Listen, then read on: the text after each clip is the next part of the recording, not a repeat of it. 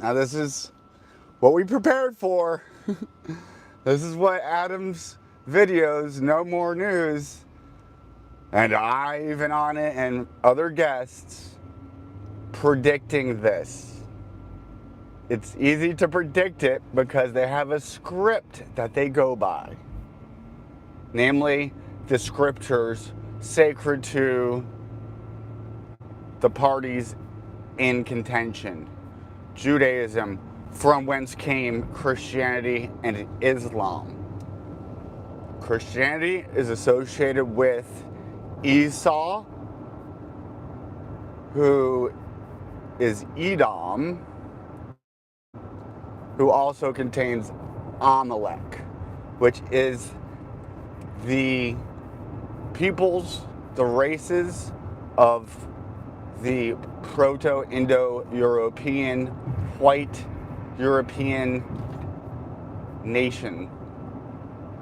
And together with them is the other nations, which is from the seed of Ishmael,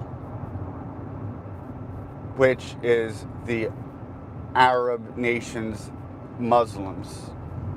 Forgive the lighting. And so we have pitted against each other is Ishmael and Esau, who are being used to wipe each other out, so that Yaakov, Yisrael, remains and rules from Mount Zion. And in order for this to happen, there's going to be an Armageddon-like war where Edom where Gog, the north, and Magog, not the north, the south, battle in a cataclysmic event where they wipe out a good amount of themselves and even their own people. It even says that a third of their own have to be, that means a burnt offering, that one third had to go through the fire to be purified for a punishment for mixing with the other nations.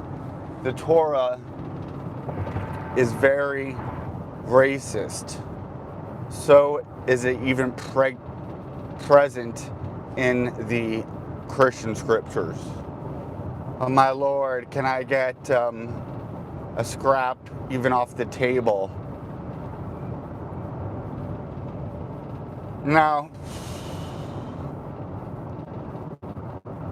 we see the Gog and Magog war being pitted out, and it's going to be North Korea, China, Iran, and Russia versus America. Meanwhile, Israel is allies with Russia, China. They do business with them. It's where they want the Belt and Road, Silk Road, the new Silk Road trading route to go, and Israel to be the center hub for it.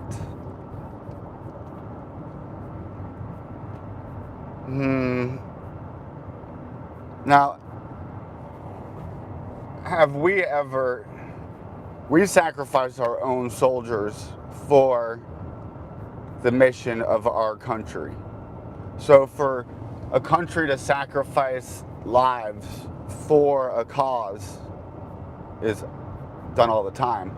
But to sacrifice what? Innocent lives? Friends, in the formation of Israel, there were a large group of people who, after settling there, decided they didn't want to be there in the middle of the desert, foreign from where they were before, where lots of them had privileges of existing, trading, bartering, financial stuff. So a bunch of people, Europeaners, who moved to Israel, decided they didn't like it there, wanted to leave.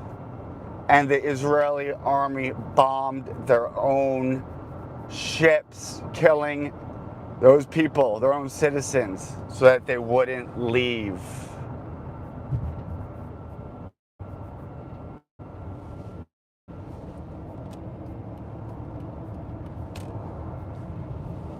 Or how about people who are their greatest allies? Have they always not attacked them? Well, I like to point you to the USS Liberty, which is where America had an intel gathering ship off the coast of Egypt, and Israel bombed it, killing many soldiers, Navy men, unarmed. And they claimed it was an accident, but we have proof that it was not an accident and that our own president let it happen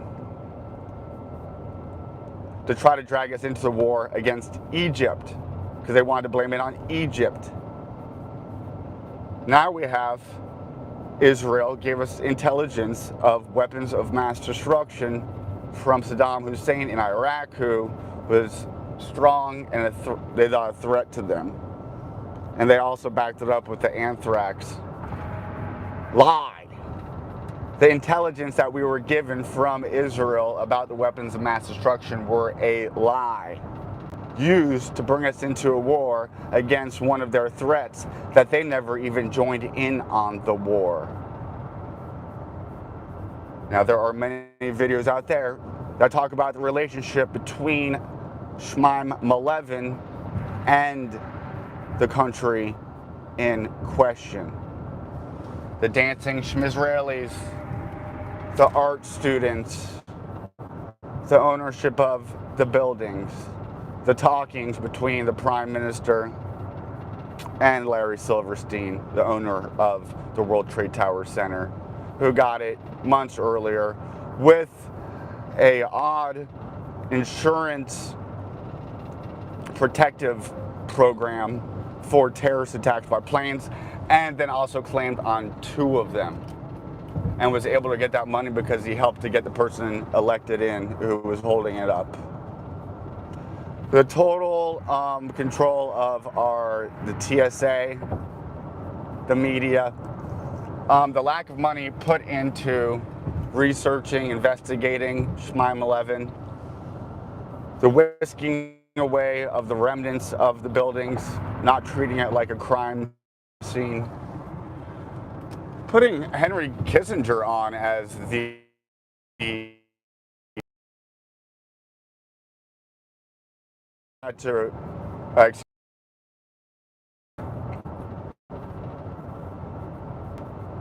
now this also relates to who does Israel have backing them?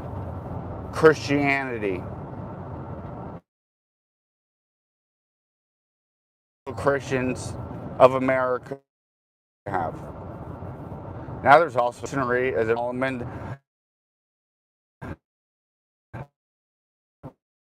The king. So their job is to do just that. They want to rebuild the 3rd temple. The 1st temple is probably fictional. The 2nd temple was nothing nearly like a big deal. But the 3rd temple, they want to be where the Al-Aqsa Mosque is. So part of ushering in the Messianic age, which has to happen at the end of 6th millennium, which on their calendar is within 200 years. But they're called to usher it in, to hurry it up.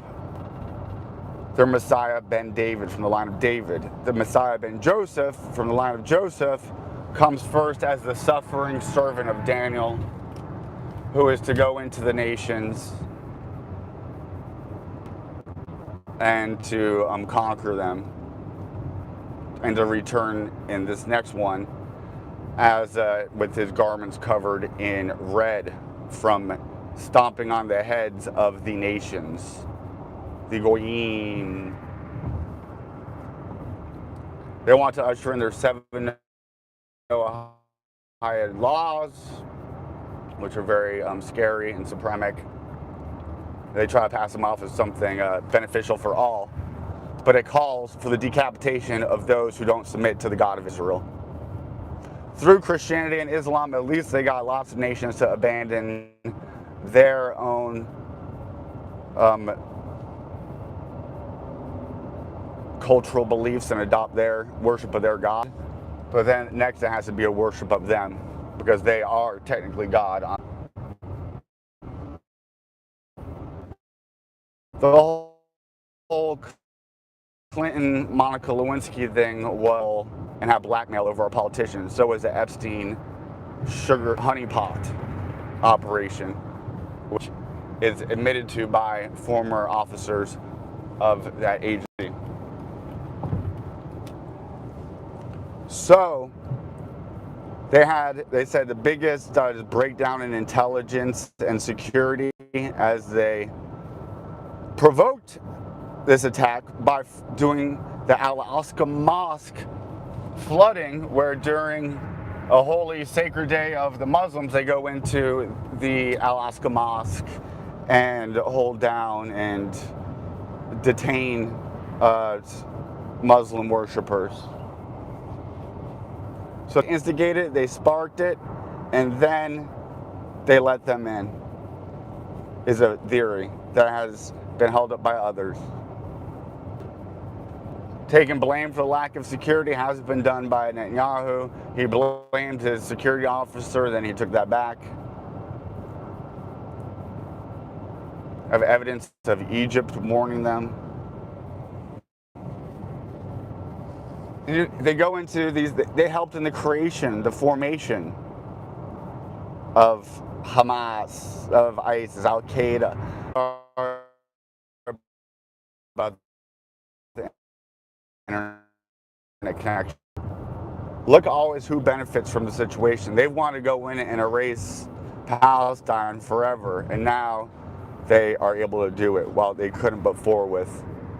And they want us to fight Iran for them, just like they got us to fight Iraq for them. And it's all for the destruction of Esau, for Edom and Amalek.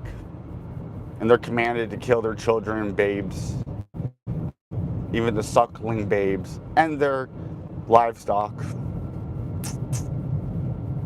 Hang on tight, folks. I'll be on to do some more videos.